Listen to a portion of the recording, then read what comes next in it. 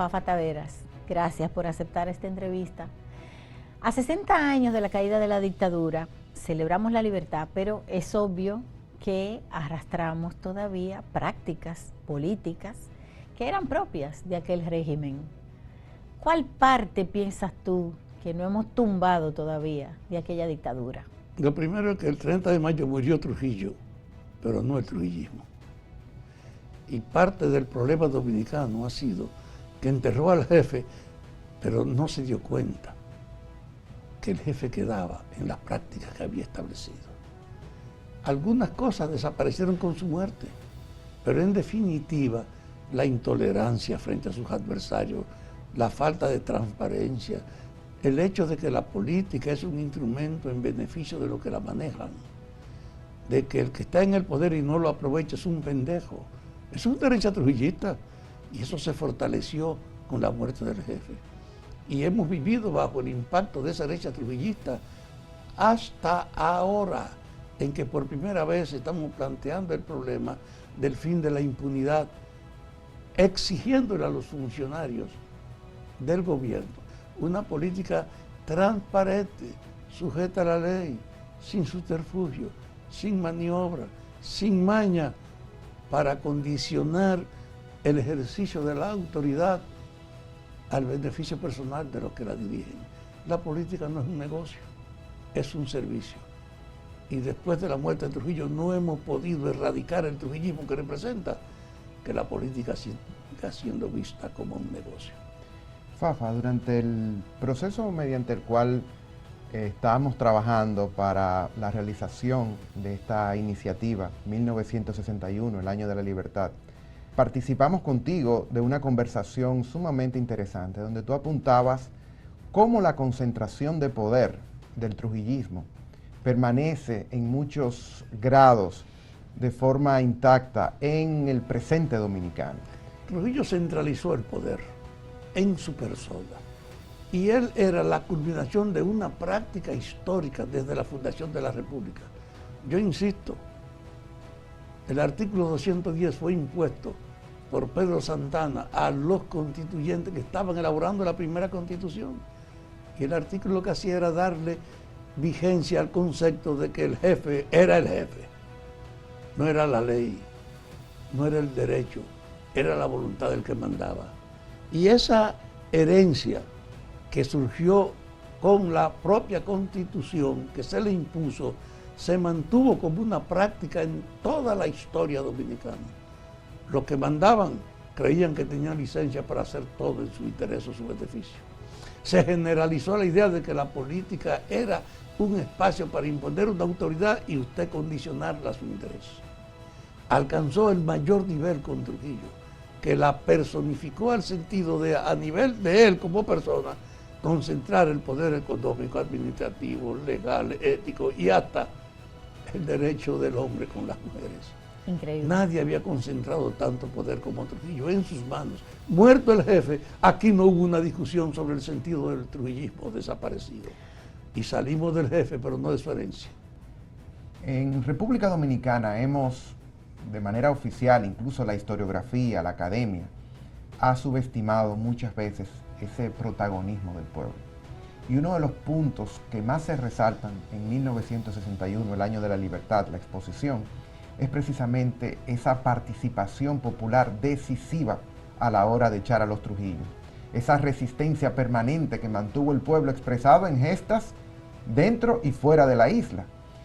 Pero después, como tú muy bien precisas, hubo, a pesar de la restauración del orden conservador, de una intervención militar, de la interrupción del orden constitucional, el pueblo dominicano siguió luchando.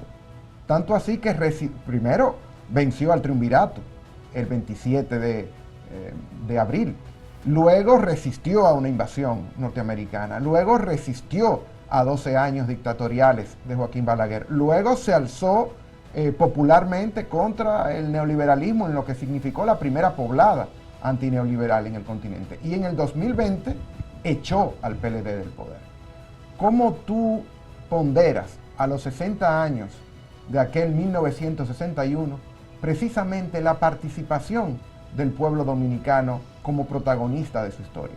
Lo primero es saber en qué condición el pueblo participaba. En la era de Trujillo había una concentración del poder, no solo en la gerencia, sino en el ejercicio.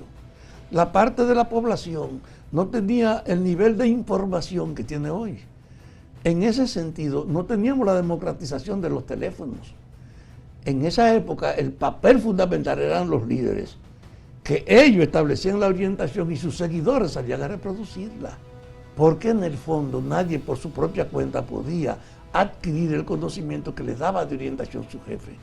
Era una supremacía del mando de los jefes políticos. Entonces, hoy hay una realidad distinta. Primero, la gente con los medios de comunicación ha adquirido una cierta autonomía. Ahora, en tiempo real, tú sabes lo que pasa en el mundo con un teléfono celular. No hay que contarte. Tú no tienes que ir a buscar a un dirigente para saber lo que pasa. Tú te enteras de lo que ocurre. Y en función de que te enteras de lo que ocurre, tú haces tu propia reflexión. Esta es otra masa. Sin embargo, prevalece el autoritarismo. Hoy día hay un problema. Estamos conscientes de que la gente es diferente ayer, que el mundo es distinto, pero tenemos la herencia de todas las instituciones que hay que modificarlas. Yo le he dicho, la policía dominicana expresa el ejercicio de una práctica de 40 años, normada por la que lo que mandan son los jefes. Los policías, hay una educación para meterle a ellos la conciencia de que son una agencia de servicio. Hay una atención para darle una asistencia material que le permita vivir con lo que le pagan y no tener que estar negociando con su revólver. ¿No? Hay un déficit en la institucionalidad. Justamente, y además de la institucionalidad, hay un problema de redistribución de riquezas. Es decir, la concentración del poder trujillista fue, por supuesto, en lo político, en lo militar, en la justicia, etc. Pero también fue en lo económico.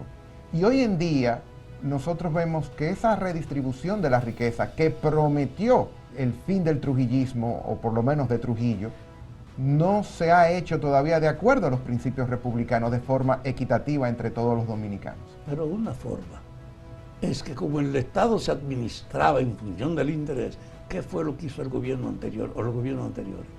Llenar las nóminas, independientemente de que no tuvieran funciones, como una forma de persuadir y de ganar la gente. La corrupción era una instancia generalizada del ejercicio de la autoridad. Que un ministro negociara con alguien que lo abasteciera y se pusiera de acuerdo en el precio, no el que decía el mercado, sino el que le convenía. O que dijeran que aceptaban la entrega de tal cantidad de cosas y era menor para repartirse el dinero. Donde quiera tú estás viendo eso, que esa era la práctica, de usar el poder como una forma de acumular riqueza. Esa práctica es algo de la prostitución de la política que ha estado vigente en todas partes hoy. Entonces, hoy nosotros tenemos una herencia de la práctica de la concentración del poder y de la prostitución que esa práctica de la concentración del poder generaba, que era libertad para que cada quien que administrara robara a su manera o para que abusara a su manera. Este país hay que rehacerlo. El desafío es refundar la institucionalidad. La herencia trujillista de la concentración del poder se ha expresado en el predominio que los que tienen la riqueza son los que mandan. Aquí no hay democracia, aquí hay una connivencia entre el poder político y la jerarquía económica, y eso tiene que ser superado. Qué bueno de coincidir. Muchas gracias.